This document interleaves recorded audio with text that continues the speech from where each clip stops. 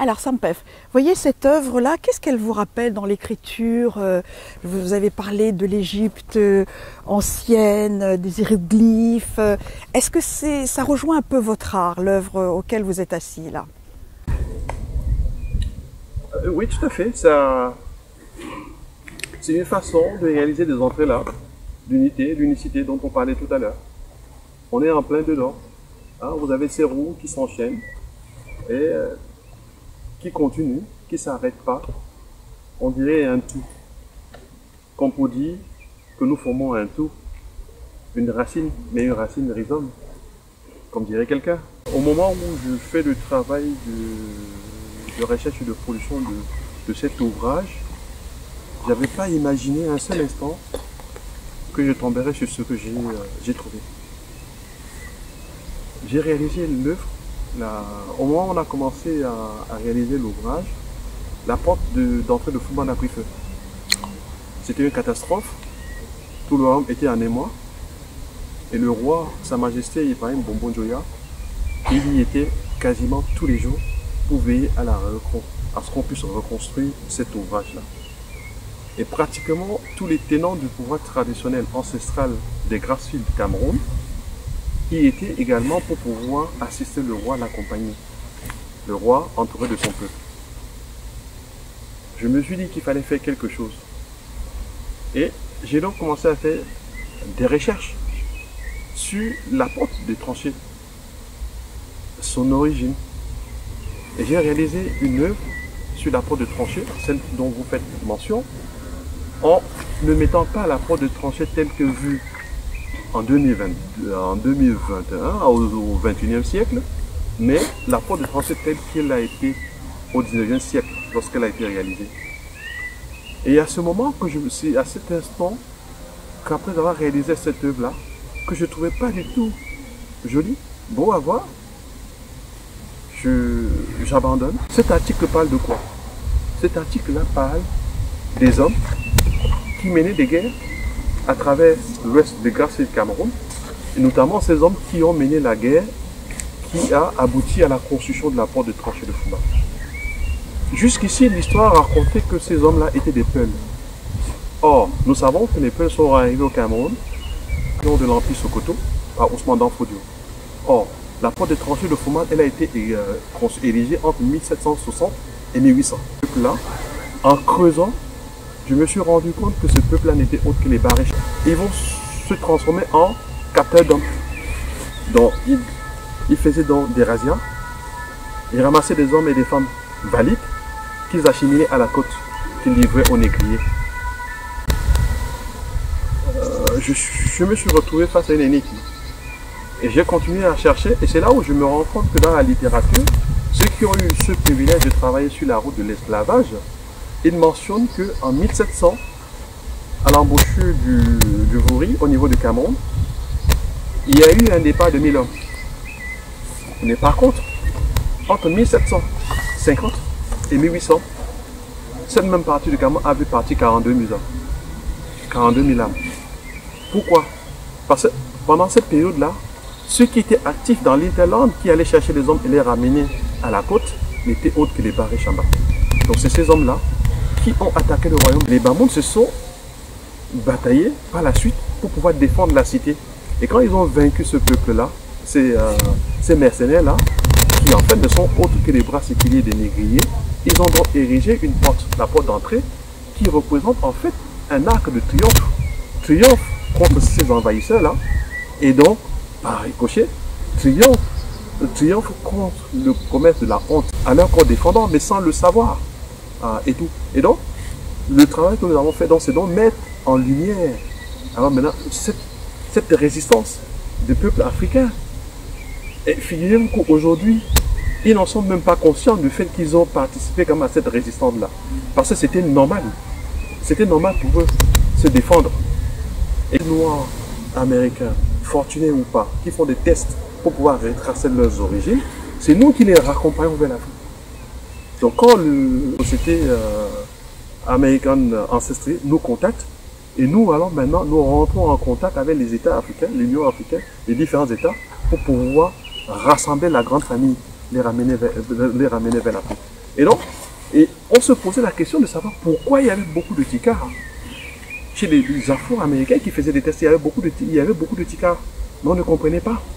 Et c'est donc à travers cet ouvrage que je me suis donc rendu compte que, en fait, il y avait beaucoup de ticards parce que ceux qui ont détruit le royaume Tikar, ce n'était autre que les Baré Chamba, qui ont mené des guerres, qui ont détruit le royaume des Képéré, les Vou, les Tikars, et qui ensuite ont attaqué les Bamouns.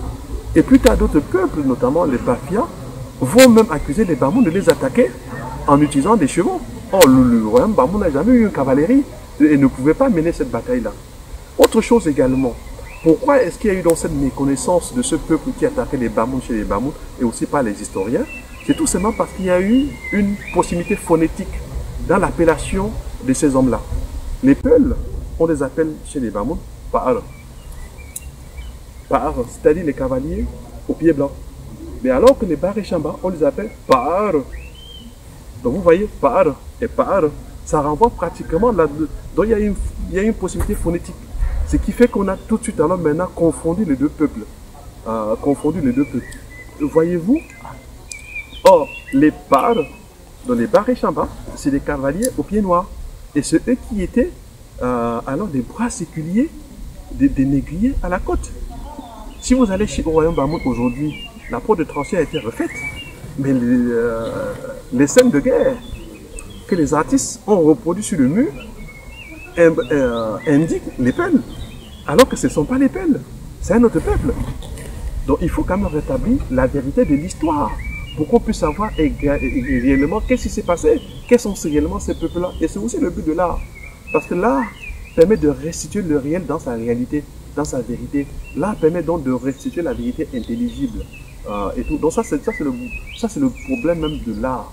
En grec par exemple, vérité veut dire aletheia, lever le voile des apparences, pour que rejaillisse la vérité intelligible. Et c'est ce que nous avons essayé de faire.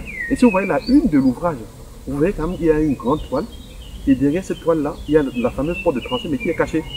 Donc ça amène le lecteur à enlever cette première toile pour voir ce qui est derrière.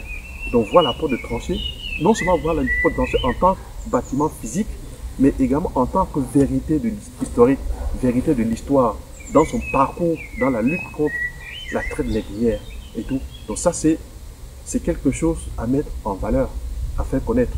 Quand Serge m'a contacté pour faire l'interview, j'ai volontairement orienté le regard de Serge vers les travaux que je faisais. Donc vers mes travaux de recherche en histoire, en art et tout. Et quand il a vu, intelligent comme il a su capter tout de suite et rebondir. Il m'a donc demandé qu'on fasse ce travail-là. J'ai accepté de faire ce travail. Mais c'est un travail qui était déjà préparé en amont. C'est pour ça d'ailleurs qu'on a été très vite dans la réalisation de cet ouvrage-là. D'ailleurs, les professionnels de métier disent que réaliser une œuvre d'art, un livre d'art comme ce que nous avons fait là, ça prend un minimum de 2 à 3 ans. Ça, c'est les professionnels du métier qui l'ont dit la semaine dernière lors d'une conférence ici même à Paris. Et donc, quand ce moment arrive de faire cet ouvrage-là, il se trouve que je suis invité par des amis, par Elie Stevenson, qui venait de recevoir le prix Cabet de tout le monde pour l'ensemble de ses œuvres littéraires. On discute, on félicite Elie, et à la fin, je demande à Elie, je lui ai dit que j'étais en train de créer un ouvrage qui va reprendre mes œuvres et avec donc des écrits littéraires. Elie, dans le sérieux qu'on lui connaît, Elie va me dire, Sam, tu ne peux pas écrire la préface de ton ouvrage, mais je vais faire la face. Et c'est pour ça que finalement, dans cet ouvrage-là, il n'y a pas de préface, il y a plutôt une face. Donc j'embarque Elie et je me retrouve également vers le professeur Matan Théou pour lui demander s'il pouvait signer la postface de l'ouvrage. Et le tout couronné par la critique artistique signée de Nigel Beers, qui est l'architecte à l'origine du monument Model of Humanity que la diaspora noire offre à l'Afrique comme cadeau par rapport à tout ce que l'Afrique, mère Afrique, berceau de l'humanité, a donné au monde entier. Et que donc, c'est comme ça que donc, je réunis dans tout ce panel de personnes-là autour de cet ouvrage-là. Et tout. Donc voilà comment ça s'est passé. Et donc Serge a donc rédigé les tests. Et moi, tel un réalisateur, j'ai fait le casting pour trouver la personne qui va signer la préface, bon, la face, également la postface, et aussi la critique artistique. Et tout, donc voilà, c'est comme ça qu'on a travaillé. On a travaillé vraiment d'arrache-pied. J'ai un site internet, j'ai créé un portfolio avec les différentes, et aussi une chaîne YouTube, hein, Sampef. Sampef, on tape, on l'a tout de suite. Et également le site internet, c'est sampef.art. Donc il existe. Ensuite, maintenant, en termes d'acquisition de livres, hein, les livres sont pratiquement dans les bonnes librairies en Guyane, Casabule, dans pratiquement tous les hypermarchés, Cultura, en France à la librairie Taméry, en Belgique à la librairie Pépite Blues, au Cameroun. À la fois poétique, littéraire. Pour moi, c'est un musée littéraire. Œuvre d'art, mais surtout un musée littéraire. Pour cette précision, cette appellation ou cette indication musée littéraire, ça me parle. En tout cas, merci beaucoup. À travers les toiles et à travers l'écrit, de revisiter une histoire qui a commencé en 1394 avec ce roi Shahriyên venu de la lointaine Égypte qui dans un espace a décidé de fonder son royaume et qui le voulait très grand et qui avait une vision assez précise de ce qu'il souhaitait faire et de ce qu'il a fait. Les autres rois qui ont suivi ont prolongé ce qu'il a fait. Le 11e roi qui est le roi Mbombo, dont le portrait est magnifiquement peint par Sampef, a agrandi son territoire qui est aujourd'hui le double de toute la région de l'ouest du Cameroun. Et donc quand on interroge cette histoire-là, en tant qu'auteur, on se pose la question, est-ce qu'on fait de l'histoire pour de l'histoire? Et est-ce qu'on fait de l'histoire pour dire qu'on était beau, on était fort, on était vaillant? Ou alors on met l'histoire en perspective pour se projeter, pour faire de la prospective? Et bien entendu, le présent nous interpelle. Et ce présent, c'est qu'est-ce qu'on a fait de ce long passé historique des Bamoun, des Africains, qui pour certains n'avaient pas de culture, n'étaient pas rentrés suffisamment dans l'histoire, et pour d'autres, n'avaient que de l'écriture, n'avaient que de l'oralité. Et c'est là où justement cette belle citation du roi Njoya rappelle combien le souverain roi des Bamoun, le XVIIe, a voulu fixer de façon durable cette histoire dont il est héritier, fin 19e siècle, début 20e siècle, héritier de plus de 600 ans de l'histoire qui avait déjà commencé bien avant lui. Et donc il dit, nos mémoires sont faillibles, parce qu'il est couramment dit que l'Afrique, c'est le monde de l'oralité, mais pas que. On a découvert de magnifiques manuscrits dans le royaume mandingue. On a découvert également en Afrique du Sud. Donc l'Afrique a écrit l'histoire de façon écrite. Je ne veux pas remonter à l'Égypte pharaonique où il y avait des écrits sur les papyrus. Mais si on reste sur l'histoire contemporaine, l'an 0 jusqu'à aujourd'hui, il est couramment dit que l'Afrique n'est pas rentrée dans l'histoire, mais le roi Njoya a demandé à son peuple de fixer sa propre histoire. Donc il a commencé à écrire, à mettre son peuple au travail. Et donc c'est cette évolution historique que nous, en tant qu'auteurs présents, nous avons essayé de traduire dans nos créations. Et donc, Samuel Ede-Pufwa, qui est un érudit, qui est un fin connaisseur de l'histoire, avait déjà pas mal de tableaux sur cette histoire-là, puisqu'il y a aussi bien les rois bâtisseurs, le roi Njoya, le roi Mbombo, le roi Shahriyên, mais on n'a pas voulu que ce soit que dans l'histoire. On a voulu aussi montrer à voir l'actualité de la vie des Bamoun. Que se passe-t-il? Que font les Bamoun de cette histoire? Et c'est pour ça que dans le tableau, il y a des éléments culturels, des éléments actuels de la vie du peuple Bamoun. Donc on a cheminé comme ça de ce versant du Nil où le peuple Bamoun est issu jusqu'au plateau de Rifoum qui ont cheminé jusqu'à Njimom pour donner la naissance du peuple Bamoun. On est rentré dans la culture du peuple Bamoun et on s'est dit, on ne doit pas s'arrêter chez les Bamoun. Il faut donc ouvrir. Et c'est ainsi que, un soir, il y a eu une lumineuse idée dans nos différentes recherches. On est tombé sur l'histoire des Dogons. On a fait le parallèle, et je le laisserai préciser cette partie, avec l'écriture à Faka, de l'autre côté de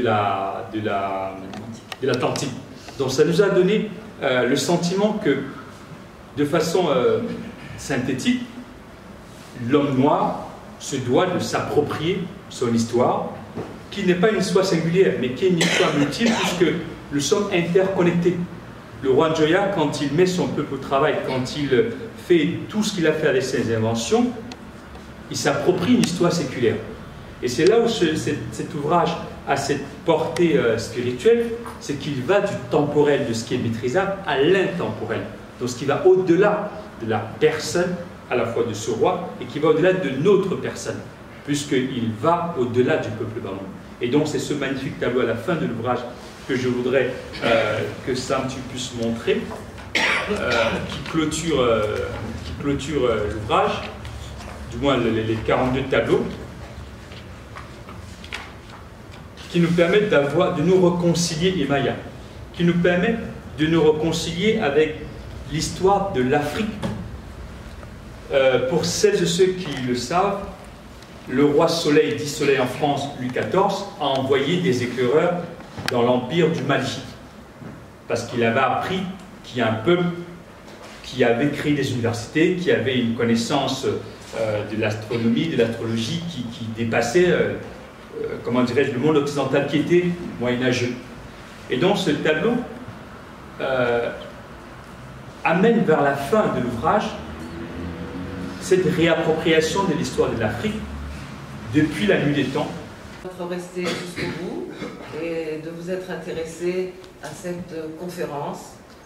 Voilà. Ça, un petit mot? Oui, tout à fait. Donc avant de partir, permettez-moi quand même, tout le monde l'a dit, tout le monde l'a suggéré, il faut rêver de conscience, il faut aller plus loin. Permettez-moi, et cette fois-ci pas en tant qu'artiste auteur que je suis, mais plutôt en tant que président de la région Caraïbes, de l'ONG américaine Ajamus, pour vous annoncer la bonne nouvelle. Le monde entier, qui a reçu beaucoup de l'Afrique mère, a donc décidé d'offrir à l'Afrique un monument digne de l'Afrique, qu'on appelle le monument Mother of Humanity. L'Afrique, c'est ce monument que vous avez là, qui sera construit au niveau du Cameroun. Les bancs sont rentrés en Espagne, ils ont beaucoup travaillé en Espagne. L'Australie, avec les aborigènes, l'Amérique centrale, l'Amérique du Sud et tout. Donc voilà, donc c'est le travail que nous avons. Nous allons commencer la tournée internationale bientôt pour pouvoir présenter ce magnifique cadeau que le monde entier renvoie à l'Afrique. Mais les calamités n'ont pas cessé et ils ont continué, le terrorisme, les guerres ici et là. Et on se pose la question de savoir pourquoi. Pourquoi? Tout simplement parce que l'homme a excellé dans ce qu'il sait faire de mieux, dans ce qu'il sait faire, dans son génie, mais l'homme a oublié l'essentiel, c'est qu'il est véritablement. Et donc, ce magnifique cadeau, mère de l'humanité, qu'on offre à l'Afrique, c'est un peu comme cette mère bienveillante qui rappelle à l'enfant de ne pas s'écarter de l'essentiel et qu'il retourne sur le bon chemin.